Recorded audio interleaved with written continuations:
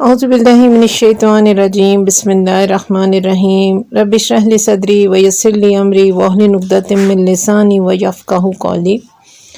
सूरह बकरा के रकू नंबर 8 और उसकी आयत नंबर 67 का तर्जुमा और तफसीर चल रही है।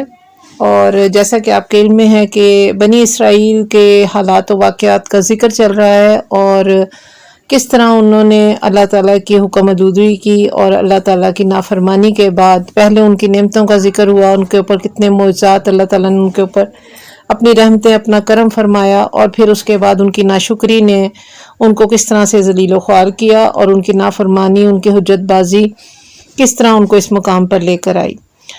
हज़रत मूसा अलैहिस्सलाम चूँकि वो जय्यद पैगम्बर इस्लाम हैं, पैगम्बर दीन हैं कि जिनकी ज़ात अक़दस अल्लाह ताला की बहुत ही महबूब हस्ती थी आपकी और आप कलीमुल्लाह के नाम से जाने जाते हैं।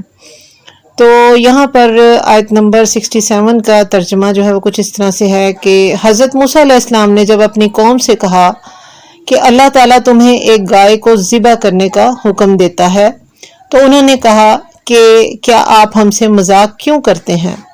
आपने जवाब दिया कि मैं ऐसा जाहिल होने से अल्लाह की पनाह मांगता हूँ। ये एक ऐसा वाक़या है जिसका तज़किरा ज़रूरी है।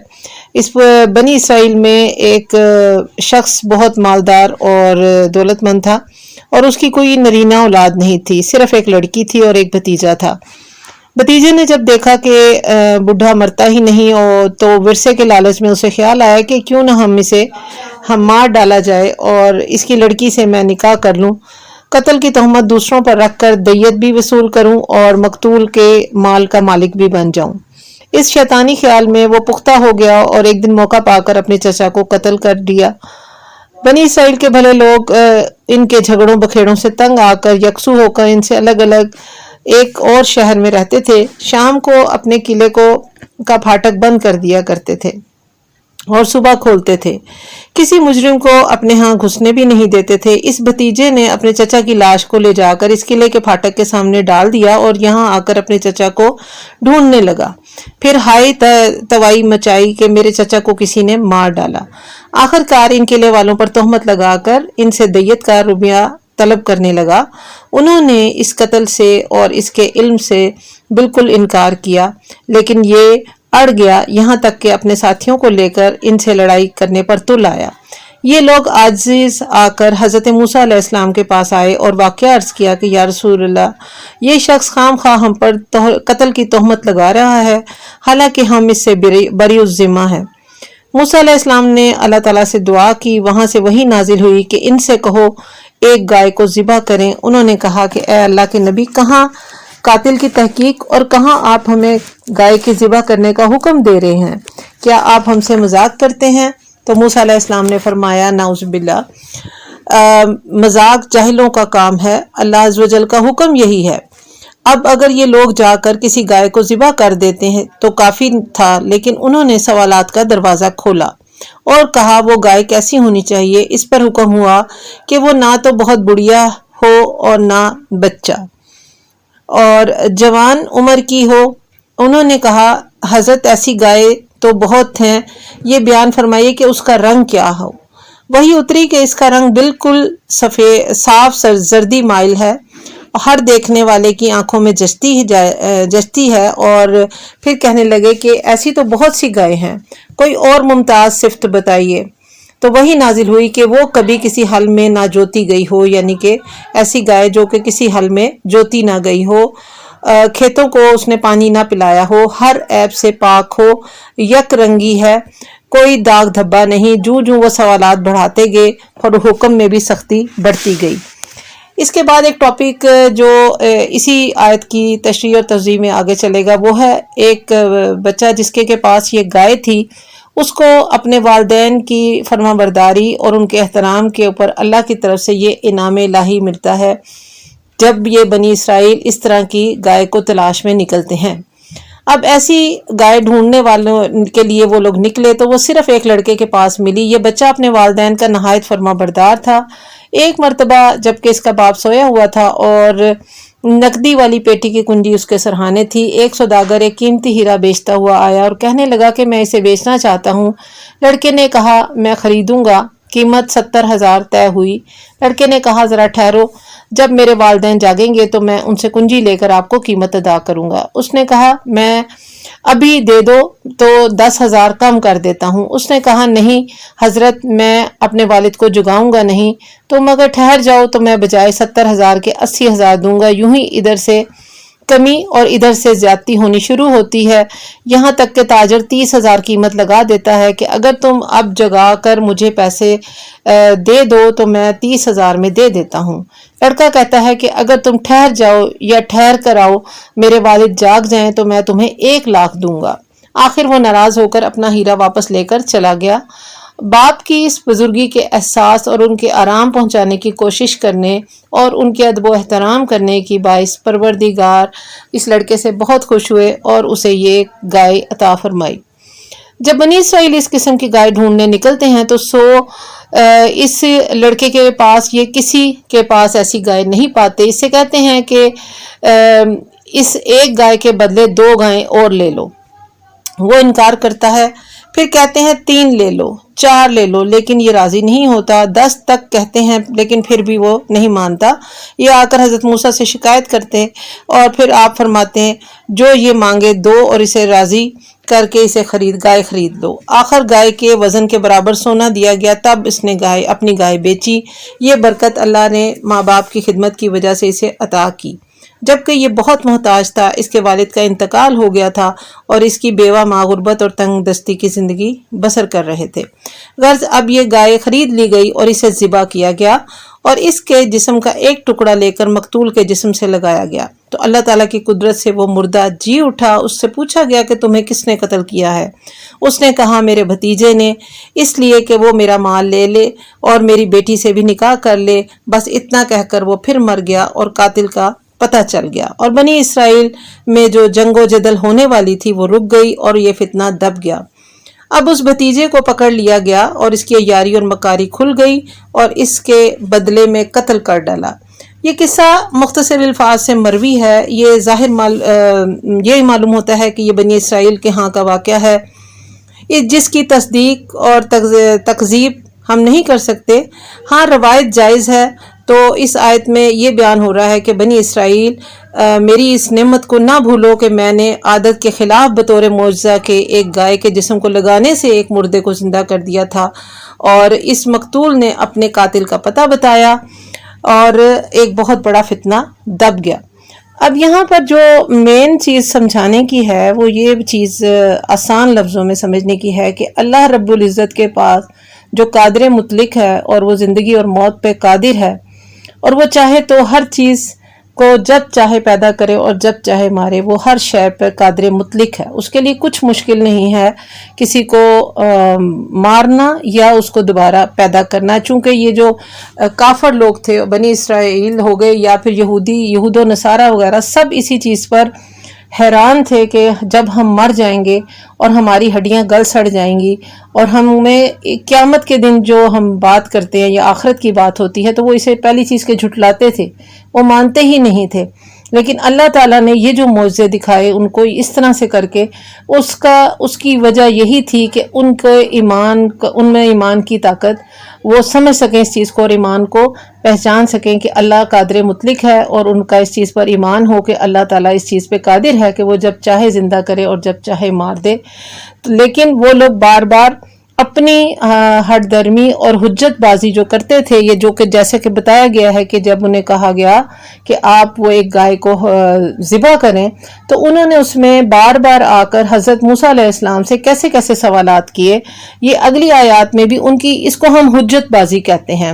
جیسے کہ ہفتے کے دن والوں کا پیچھے واقعہ بیان ہوا ہے کہ وہ لوگ جن کو کہ ہفتے کے دن انہیں کاروبار کرنے سے منع کیا گیا تھا، مچھلی پکڑنے سے منع کیا گیا تھا، لیکن اس نافرمانی کے جو بظاہر انہوں نے اس کی نافرمانی نہیں کی، ہم تو کوئی ایسا کام نہیں کر رہے، لیکن انہوں نے اس کے اندر چونکہ گڑھے کھود دیتے تھے وہ ایک رات پہلے ہی، تاکہ چونکہ آزمائش کے طور پر ہفتے کے دن وہاں پر زیادہ مچھلیاں آتی تھیں، تو وہ اللہ کو دھوکہ دینے کے لیے نعوذ باللہ وہ یہ کرتے تھے کہ وہاں گڑھے کھود دیتے تھے تاکہ مچھلیاں زیادہ اس میں جمع ہو جائیں. تو یہی کرتے کرتے انہوں نے رب کو نعوذ باللہ دھوکہ دینے کی کوشش کی، جس کے سزا میں پھر وہ ان کو رسوا اور ذلیل بندر بنا دیا گیا. یہاں پر آگے بھی ان کی حجت بازی کس کو کہتے ہیں کہ جب اللہ کا کوئی حکم آ جاتا ہے تو اس میں کیا کیوں کیسے کا سوال نہیں ہوتا. یہ ہمیشہ یاد رکھیں کہ جو انسان حجتیں نکالتا ہے، سوال جواب کرتا ہے، تو اس کے دل میں کہیں نہ کہیں اس حکم کے بارے میں یا اس حکم دینے والے کے بارے میں کہیں نہ کہیں اپنے اندر کی نفس کی شر کی ابھی گنجائش باقی ہوتی ہے. تو اسی لیے وہ اپنے نفس کی اتباع کرتے ہوئے، پیروی کرتے ہوئے، یا وہ شیطان کے پیچھے لگ کر اپنے رب کے حکم کی اندر سے حجتیں نکالتا ہے، سوال جواب کرتا ہے، اور وہ اس کو ایکچولی اس کے اندر دل میں یہ ہوتا ہے کہ وہ اس حکم پر عمل ہی نہیں کرنا چاہتا. جیسا کہ اب اگر بالفرض کے قتل کے بارے میں کہا جاتا ہے یا کوئی بھی زنا کے بارے میں حکم یہ ہے کہ آپ نے یہ نہیں کرنا، جس چیز سے بھی روکا جاتا ہے، وہ تمام احکامات جن سے منع کیا گیا ہے، وہ تمام حدود اللہ جن سے روکا گیا ہے کہ آپ نے یہ کرنا ہے، یہ کام کرنا ہے اور یہ نہیں کرنا ہے.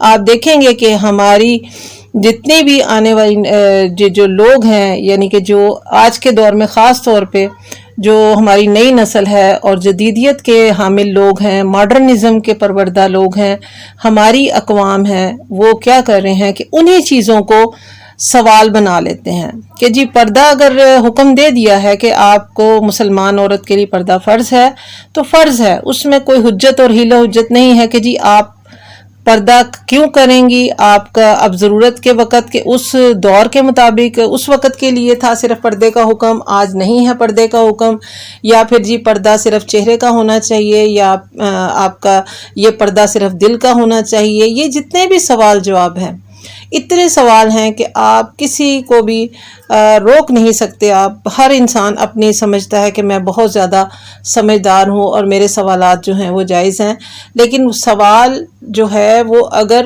آپ کا پازیٹیولی اگر آپ کا اس کسی چیز کی حقیقت کو جاننے کے لیے یا رب کی حقیقت، رب تک پہنچنے کے لیے، اس سے راضی کرنے کے لیے ہو، یا آپ اللہ کی اتباع اور فرما برداری میں جانا چاہتے ہیں اور آپ اپنی فلاح ہو اور اس کے لیے جاننے کے چاہتے ہیں، تو پھر آپ کے لیے وہ علم نافع ہے.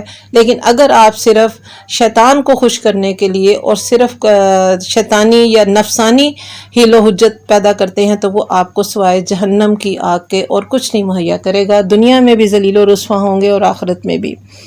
تو آگے اس کے جو آیات آ رہی ہیں وہ ہے 68 سے لے کر 71 تک. ان کا ترجمہ کچھ اس طرح سے ہے. انہوں نے کہا اے موسیٰ دعا کیجئے کہ اللہ ہمارے لیے اس کی ماہیت بیان کر دے. آپ نے فرمایا وہ گائے نہ بالکل بوڑھی ہو نہ بچہ بلکہ درمیانی عمر کی نوجوان ہے، پس اب جو ہو تمہیں حکم دیا جاتا ہے بجا لاؤ، یعنی کہ اسے ذبح کرو. پھر وہ کہنے لگے کہ دعا کیجئے کہ اللہ تعالیٰ بیان کرے کہ اس کا رنگ کیا ہے. فرمایا وہ کہتا ہے کہ وہ گائے زرد رنگ ہے، چمکیلا اور دیکھنے والوں کو بھلا لگنے والا اس کا رنگ ہے. وہ کہنے لگے کہ اپنے رب سے اور دعا کیجئے کہ ہمیں اس کی مزید ماہیت بتلائے. اس قسم کی گائیں تو بہت ساری ہیں، پتہ نہیں چلتا کہ اگر اللہ نے چاہا تو ہم ہدایت والے ہو جائیں. تو یہی چیزیں یہ دیکھیں آپ کے آیات کا یہاں ترجمہ جو ہے وہ تقریباً 71 پر جا کر ختم ہو جاتا ہے. یہ وہی حضرت موسیٰ علیہ السلام کا اور بنی اسرائیل کے جو لوگ تھے جنہیں کہا گیا تھا کہ ایک گائے لا کے ذبح کرو اور اس کا حکم دیا گیا ہے، تو وہ آگے سے انہوں نے پہلے تو اس کا کہا کہ آپ ہم سے مذاق کر رہے ہیں، لیکن جب انہوں نے کہا کہ نہیں میں مذاق نہیں کر رہا، تو میں جاہلوں کا کام ہے مذاق کرنا، تو آپ نے پھر آگے سے حجتیں شروع کر دی ہیں. اور وہ اپنی بنی اسرائیل کی یہ سرکشی اور نافرمانی اور اللہ کے جو حکم تھا اس کے اندر سے سوال اور شکیں نکالنے والی جو معاملات تھے وہ بڑھتے جا رہے ہیں، اور وہ ان کے بارے میں جتنی بھی وہ جواب دیتے ہیں تو وہ پھر آگے سے ان کا ساتھ ان کی تلاش جو ہے وہ اس کے بارے میں سخت سے سخت اس کے جوابات آتے چلے جاتے ہیں.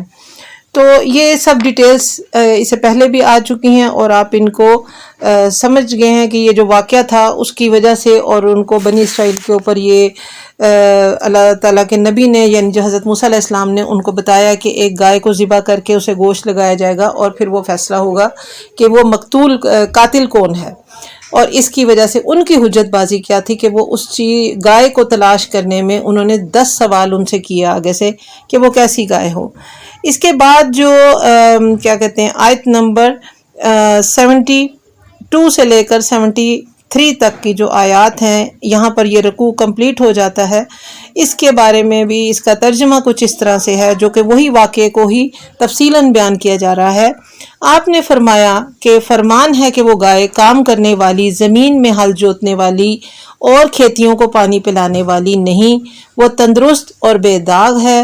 انہوں نے کہا اب آپ نے حق واضح کر دیا، گویا وہ حکم برداری کے قریب نہ تھے، لیکن اسے مانا اور وہ گائے ذبح کر دی.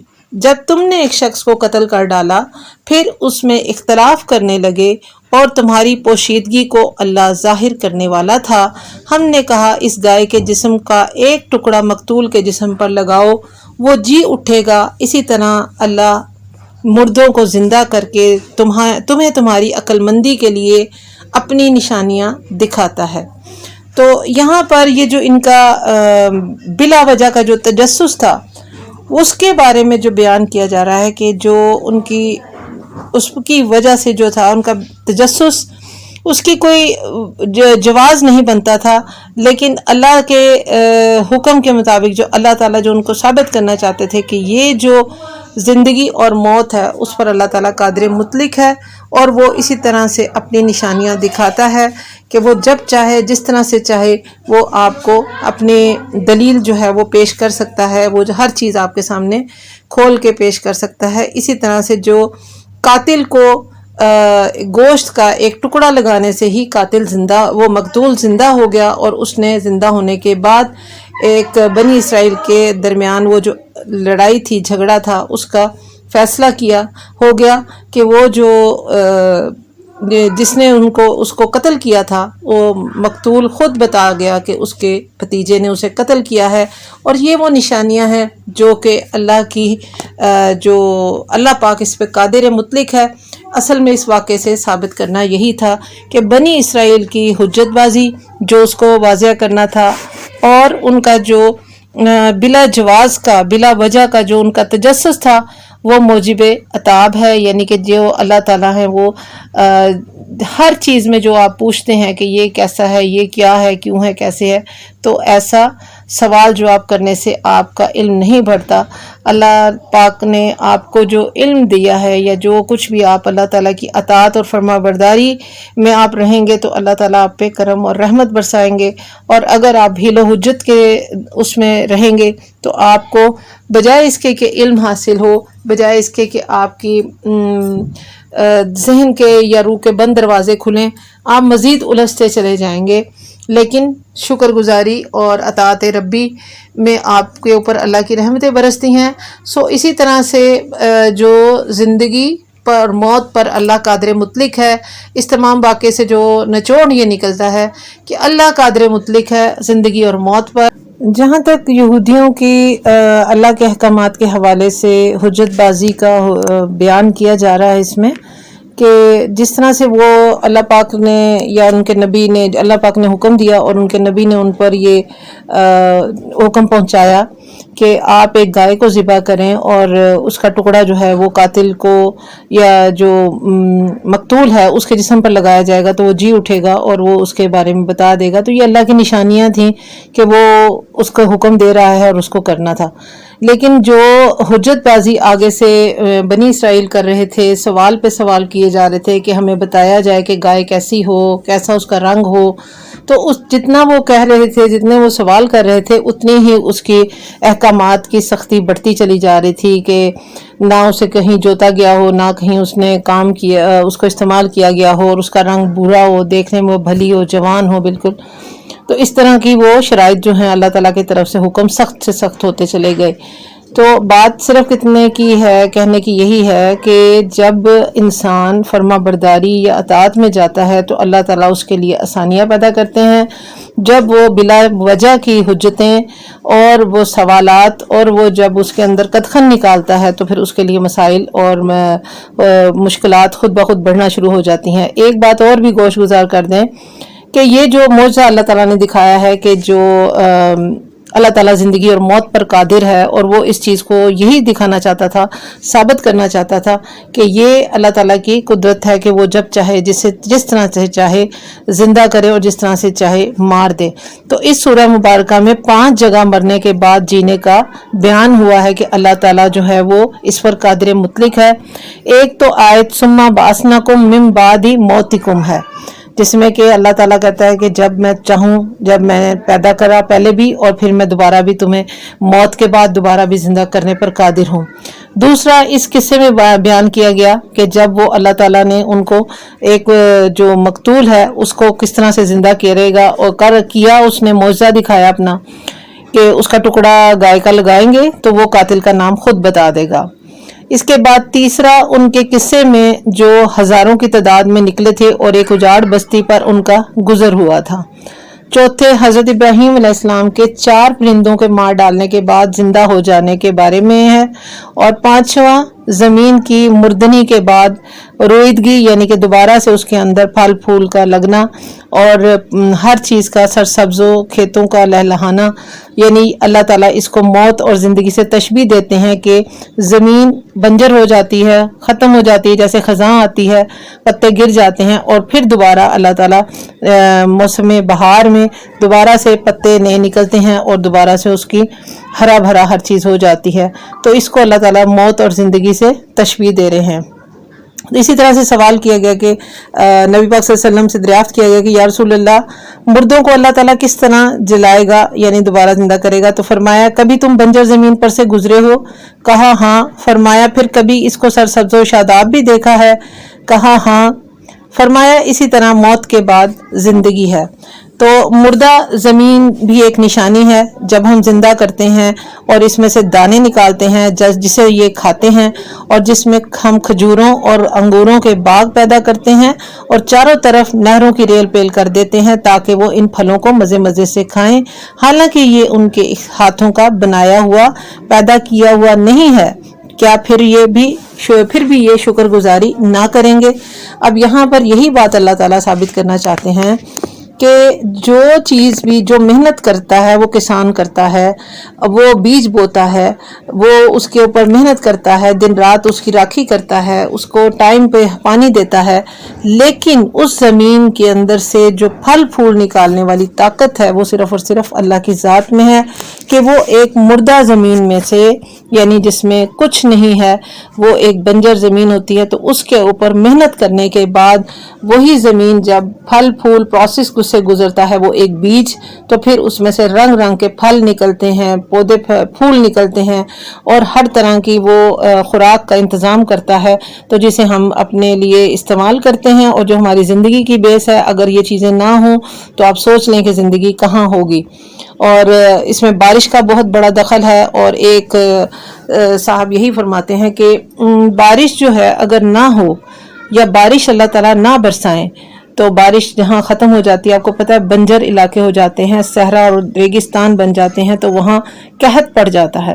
تو ایک بارش کے نظام کی وجہ سے ان کا یہ ثابت کرنا ہے کہ پوری دنیا کا نظام، کائنات کا نظام جو ہے وہ بارش کے نظام پر کھڑا ہوا ہے. تو یہ ہم اللہ کی ناشکری کرتے ہیں جب اس کی یہ ہر چیز سے، جبکہ وہ ہر چیز پہ قادر مطلق صرف اور صرف اللہ کی ذات ہے کہ اگر وہ بارش برساتا ہے تو اس بارش کی وجہ سے زمین سے پھل پھول نکلتے ہیں، پودے نکلتے ہیں، جانور کھاتے ہیں، دودھ دیتے ہیں، اور پھر ڈیری کا نظام چلتا ہے. پھر اسی کے کھالوں کی وجہ سے جانور پیدا ہوتے ہیں، تو جانوروں کی جو کھال ہے اسی سے اون بنتی ہے، اس سے سارا ہمارا یہ جو ہے کاٹن کا کام چلتا ہے. پھر ہم آتے ہیں تو وہ سب کا سب اس کا تعلق بارش سے جوڑتے ہیں، قدر نہیں کرتے اور ہم اس کی شکر گزاری نہیں کرتے۔